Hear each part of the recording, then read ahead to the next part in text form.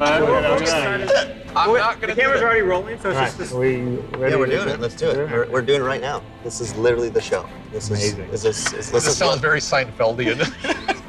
We're done. It's a show about nothing. All right. So gentlemen, welcome to the first Pillar Talk. So this is a quarterly show. We've been talking a lot about doing different types of video content. We have Inside Star Citizen. And so that show we kind of defined as like the what, if you will, Inside Star Citizen, where this is going to be where we talk about the why. It's meant to be with our pillar directors or folks leading the pillars with Chris to talk a little bit more about the why. Talk about that, like when we say pillar directors, I know we we throw a lot of terms around. So pillar directors, and really the core part is the gameplay pillar directors. Right. So these are the people that have made games, worked in the business for a long time. I intimately trust to make really good decisions at a high quality level. Star Citizen and Squadron is so big and has so many aspects because, it's an FPS game, it's a flight sim, it's a space sim. I mean, basically in every game, throw it together and put it in a sci-fi world. It's very easy to get lost in the minutiae and the just sheer scale of what we're trying to do here. But that's what pillar directors are, and that's why this is called Pillar Talk. And so I guess to open this up in 3.6, since we're going to talk a lot about the upcoming release, what in 3.6 kind of is exciting to you? Is there anything that stands out? I know there's a lot, but what is something that stands out to you? Tony, what about you? I think on the gameplay system side, obviously, the law system would be a huge win to get that out the door with 3.6. It gives a pretty large foundation on which to build for the future and a means to serve as a counterweight for all of these undesirable player actions that in the past have been largely left unattended. It's been up to other players to deal with them. Sure. And now with 3.6, we're delivering the first iteration of something that we're going to continue to do extensive evolution and development on this feature for the next several quarters. So the question would be then in 3.6, what are the first things of the law system that people are going to get to experience? Yeah. One of the first things that they'll see is a greater breadth of laws. We've got 19 different laws on the books, everything from murder, possession of stolen goods, transportation of illicit products. Previous to this, you bought something, and the only reason it was technically yours was because we stowed it on your ship. But if another player blew your ship up and took the goods or snuck on your ship, took them, did whatever, there was no repercussions. They could go sell it, get full price. Now with 3.6, when you buy something, unless you actually grant it to someone else, if someone else has possession of that, they're very limited in what they can do with it. You can't go to a normal law-abiding shop and unload all of this stolen cargo. You have to go to salvage yards, or you have to go to fences, and obviously... So in 3.6, where would that be? Grimhex?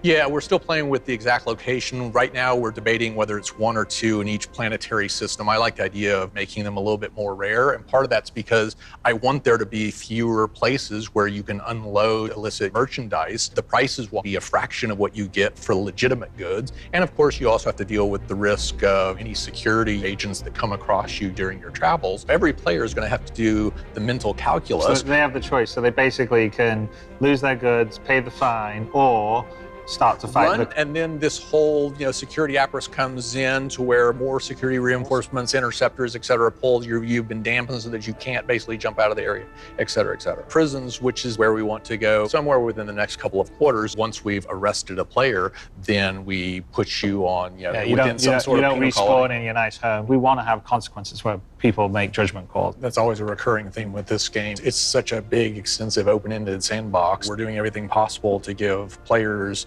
the freedom to play the game however they want. But with all of this stuff, whether it's your equipment or your action towards other players and NPCs and stuff like that, there are always very definable consequences, repercussions to the actions you're going to take within the game. Does this mean murdering someone doesn't carry the same penalty as parking my spaceship slightly incorrectly now? Yeah, so we Zero tolerance society. Violations are just like, well, it's like a parking ticket, right? You got to pay it.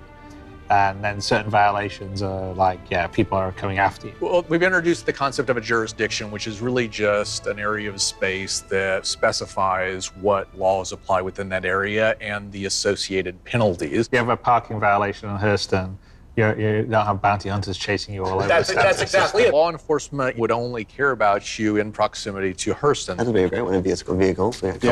Content-wise, we've got the Merlin. Not a full rework, it's just bringing it up to modern standards. It's quite an old ship. We've got the Archimedes, which is a variant of it, so that's sort of the racing version. It's got a really nice white clear coat finish to it. We've got the Vanguard rework that went from, we'll just tidy up a little bit to... Pretty full rework. pretty full, So the Vanguard owners will now actually have something that looks like a concept. I think about 10% of the interior is left from the original and about 20% of the exteriors. How did we get to that rework? Like, what made us make that much change to it? The Vanguard that was in game didn't really match up to the concept, which was much more beefy, this sort of like heavy long-range fighter. Sure. Went back to the concept to try to really nail it. We got all the cool little bits like a turret coming out or like even like headlights popping up. It's one of those things where you start pulling away bits, more and more comes with it, and before you know it, it's like, right, Let's do it right. do it wholesale. That's great. Yes or no answer is acceptable here, John. There are things not on the roadmap for vehicles and ships. Absolutely, yeah. As we You can give as many details as you want to give us. That's safe that can be said in here. As we did last year with the Valkyrie and Arrow, our first two ships that went from concept straight through the pipeline. The Valkyrie people didn't know about until they walked through the doors at CitizenCon and saw it plastered on the walls. Like, What's that ship? What's that ship? Yeah, that's and then they saw it in the demo. Almost certainly would be more things like that. Beautiful. That's great. Our long-term goal is to sort of move towards more straight to playable the stuff if we can. I mean, obviously we don't have, our vehicle team is decent size, but it's not enough to get everything done. So we're still going to have a balance of some stuff that's sort of a bit more longer term, and then some stuff that would be playable. But as we move forward and as we get the vehicle team staffed up a bit more, our plan is to shift to basically, nope, here's the new ship. You can play it in the game right now. So there'll be a few surprises this year. Yeah, good. There you go. Is anything else you're excited by? Yeah, I'd say the other thing which we don't call out as big of a feature, but the FOIP and VOP stuff for this release finally should get to the point where you can hail other ships. Cool. So when you're out in space and you see someone, you can talk to them, and you will have a separate channel to talk to your squad mates or teammates and stuff. So I think there was one patch where we had the FOIP and everyone had a great time, but then we turned it off because we were getting crashes that were kind of hard to track down. But this release, we should have most of that sorted out and taken care of. That's cool. Yeah, so I'm hoping to see a lot more use because the feature's great as long as people are using it. Right, and this functionality, there's loads of areas where we want to start expanding the use. The service beacons are one where it's an implied, contract between two players, and so it makes perfect sense that if you're requesting fuel or requesting combat assistance or whatever it may be from another player, that you want a dedicated communication channel so that you can tell him the specifics of what you're after. A lot of focus is how can we make players work together better? How can they communicate better? Because an online game playing with other people is like, that's the fun. Yeah, totally. Right, not necessarily just doing it by yourself, or else you'd just be playing a single-player game, right? So the FOIP and VoIP is an example, but there's a lot of stuff like the multi-crew. You and your crew will have to operate a ship efficiently, so you're in combat and fires are breaking out, or you've got to replace fuses that are broken or fuel rods that have gone out. Your crewmates can run around and keep the ship going in a way that you wouldn't be able to do otherwise, and that's like the advantage of a multi-crew ship versus a single-seater ship. We're working as hard as we can to get all the bits in place, so all that sort of starts to work. It's not going to be quite there with 3.6, but there'll be still more stuff happening with that. Yeah, totally. Do we have any, one of the things we talk about a lot per quarter is the polish or quality of life. We're trying to inject as much as we can in each quarterly release. A really cool thing for me on the vehicle side is we've brought back the acceleration throttle. So we talked about this at CitizenCon. Yeah. It's essentially a throttle that controls your acceleration and thrust. That's cool. Directly drives how maneuverable your ship is. Because the variable thrust was my suggestion. Previous design was cruise control, like you set the speed you want to be at and then the ship tries to achieve it. In the real world, I don't get in my car and set cruise control to 20 and then 30 or 50 or 100. I use the accelerator and I'm adjusting the power that my engine's putting out, which is the equivalent of the force that my thruster's putting out. And also if you're flying an aircraft, you're generally, You're not always at 100%. Yeah, you're not at 100%. So I wanted to have something that was more first order, so like you would be more affecting the thrust, which was the original design and setup, which is what we had at CitizenCon. But then in the playback in combat, which tends to happen, everyone just basically has it 100%. And so we had a debate, and I was like, okay, well, I'll let you guys go with this. But then there's other reasons to be able to have the adjustment. And then I was like, look, why not have both? Insert appropriate meme right now. Yeah. But because there's no reason why you can't set, okay, here's what my limit is and here's what my thrust is. You can do some really nice little things with it. You can do soft landings. Yeah. Just reduce that thrust and you just gently fall out rather than slamming down. Speaking of soft landings, the new VTOL hover mode is going to... I think we all want to make a game that reminds us of what we see in the movies, which is there's a little bit of a wobble and it moves around. So below a certain speed, if your ship has VTOL, it switches to into VTOL. it. Yeah, you have this sort of hover mode that's is pretty Instead cool. of this weird looking motion we have at the moment where you're strafing around up, down, you're more accurately tilting, rolling. That's great. If you pitch forward, you'll move forwards. That's great, yeah. Slightly changed the way shields work in 360. I won't get into the deep details of it. Yeah. Essentially, it allows the behaviors of the shields to come through. So at the moment, most ships come with 2 of the same shield. Yeah. But if you wanted to change them to have 2 ones with radically different behaviors, before 3.6, they just sort of summed their behaviors together. You just ended up with this weird hybrid that didn't have any character. Whereas now, if you put one that has really fast regeneration but low health, and the complete opposite, you will notice those behaviors from those 2 shield generators. That's really cool. Unfortunately, a few things aren't going to make 3.6, so the Defender's moving to 3.7. It's our first Banu ship, and we tried to apply our current pipeline techniques to it, and it really didn't work. If we don't feel like it's getting there, we're not pushing it out there, because I think that's one of the defining, it's quality. Like, that's what we want to do. So it's okay when we're putting stuff out that we're iterating on. There's definitely stuff that we're not happy with, but we need people to play and give us feedback. And we're also, like, some things like we talked about, making the UI good.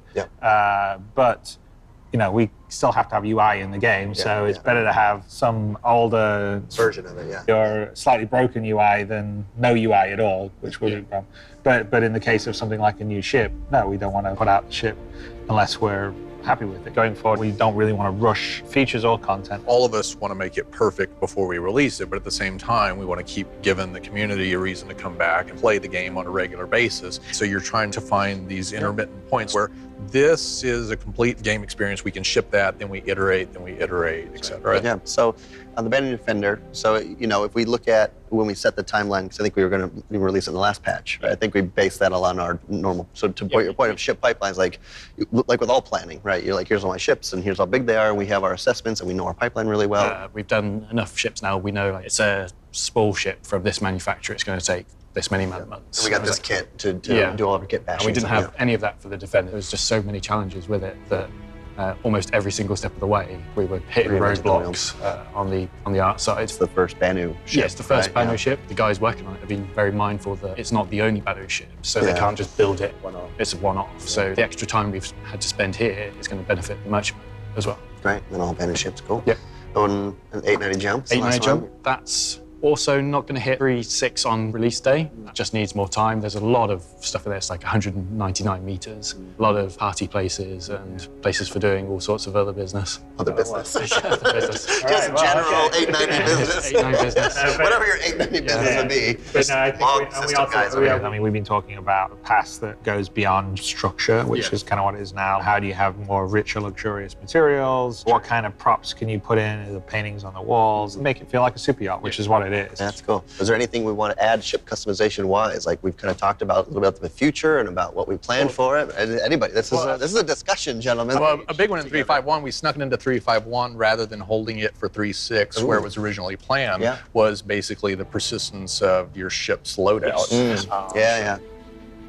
That came about specifically because one of our designers, Rob Reiniger, was making the point that there was just tons of chatter from the community that was one of the most often requested features. And so we basically slotted that to the top of the list. And then the next step of this just didn't roll out with the initial feature. The initial thing was just whatever your configuration is, it will persist that. So when your ship gets destroyed, lost, you go claim another one, you get a carbon copy of it. In the future, it'll look at the base value of your ship is. Your deductible will be different based on you'll pay a differential. The items. Yeah, the accounting service part of that is done. We're already calculating the appropriate prices. What we're really missing is all the UI, the player-facing feedback. Once we've got those elements, we'll roll them in, and then players will start to see, oh well, I've got LTI insurance on this ship up to this amount of value, and so if I add additional value beyond that, then I pay some percentage of that on a recurring basis in order to guarantee that all of that extra stuff will be outfitted on my ship when I go. Yeah, and I think what we'll do is, because we were originally thinking, well, you would buy additional insurance for the extra weapons, but it's better to do it this way, which is your insurance covers whatever your ship's on, but there'll be some adjustment in the deductible or the expediting fees. based on the value of all the equipment. And then on the cargo insurance, what we really should do is you would have the opportunity, just like if I buy something online right now, do I want to have travel insurance? So if I'm at the commodities kiosk or whatever, and I'm going, give me, 100 SCUs of gold or something, it says, do you want to, for an extra, 10% or 20%, do you want to insure your load? It's not 10 or 20%. I'm giving an example. Then you just have this trade-off. You go, I don't think I'm going to get attacked, or I'll be fine, so I don't really want to spend the money, or, well, I'd like to insure myself. It's the same as you want to take insurance on your rental car. Do you want to basically live on the edge, take the chance, go out there? If you lose your cargo, you literally lost all of that value. Speaking of rentals, not going to be quite there with 3.6. We'll also have ship rental. Kind of cool because ships just inherently are expensive. They have to be for the economics to work. But that means it's a fair amount of earning money in the game, which is always problematic when we reset account. You can only save up for a couple of months, and then we reset things. It's very difficult to save up. And to be clear, that will be fixed. Server-side OCS, when that is working, then you'll have true persistence. To have server OCS, we have to have true persistence in the game, because the server has to know exactly the state when it throws it out of memory, and then it restores from that state. So once we're persisting the state of the universe to a database when things are going on a server, that means we have true persistence. Probably around about that point of time is where we'll stop resetting everyone's database so people can earn money towards accumulating ships and everything else. But until then, ship rental is pretty cool because it's a way to get into a expensive ship much sooner. And even in the final game, it will be useful, because if you're playing a game and you want to try something, you could rent it, or you could get into a bigger, a better ship, have a higher earning potential before you have the money to necessarily buy it outright. Yeah, good. Quite a few. Before we wrap this up, maybe some progress reports on any of the, so we're talking long term here. Does anybody have any updates on any of this stuff, that where we're at and how things are going? On it. They're No, working. It's a lot. Thanks, everybody. So, as I said, server-side meshes and persistence go together. Yeah. That's a big project. Server-side OCS is fundamental for the meshing, with static meshing and fully dynamic meshing, which is where we want to end up. It's a big development effort because the core team's implementing it. They do their stuff, but there's a lot of game code that has to adjust to make sure it works with the new paradigm, because the client OCS has the ability to always know the server has a full authoritative state of the entire universe or the entire star system at any one time. But the moment that we move to server OCS, it won't, because that server may only have a portion of the star system, for instance, in its memory. And that means that different variables have to be classified differently to persist, because you can't always count on the server having a definite record of it. So that's some of the game code has to be adjusted to make sure that it's safe for that kind of setup. Once the persistence and the server meshing is in place, that's the last piece of the tech. And once the persistence is in there, we're going to stop wiping accounts. And so people can actually be playing, earning towards something, accumulating wealth, accumulating items and ships. So to wrap this up, why is this worth the wait? Why do I want to wait? This will completely change everything, because all of a sudden you're playing with thousands of people. In other words, you're no longer confined to a little island universe. Like right now, ironically, the more points of interest we add, the more separated the player community becomes. In other words, we double the number of areas, but we didn't change the server cap. And so all of a sudden the players are just spread out more. And so now for the foreseeable future, you may not be able to put gargantuan number in the exact same area, but that doesn't really matter with 3.6. What really matters, I think, is I go to the asteroid field and there's a lot of players over there. And then I go to Port Olisar and there's a lot of guys there. And then I go over to ArcCorp and there's a lot of guys over there. And so wherever you go, you run into new people, you form relationships, or you trade things, or you go off on adventures together. And all of a sudden you've got people that have a criminal rating. Having a criminal rating when there's a relatively small number of people on your server is not particularly threatening. In the future, having a big price on your head when there's thousands of other people that can basically accept the contract to bring you in and basically get paid for it, now all of a sudden you're really at risk. And this carries through to everything. The entire game becomes infinitely more interesting. So thank you guys for joining us. Thanks to subscribers and backers, obviously, as always, they'll let us do this content. Let's get back to work, yeah? There you go. All right. Ready. Ready. I'm not going to do that. We should all leave.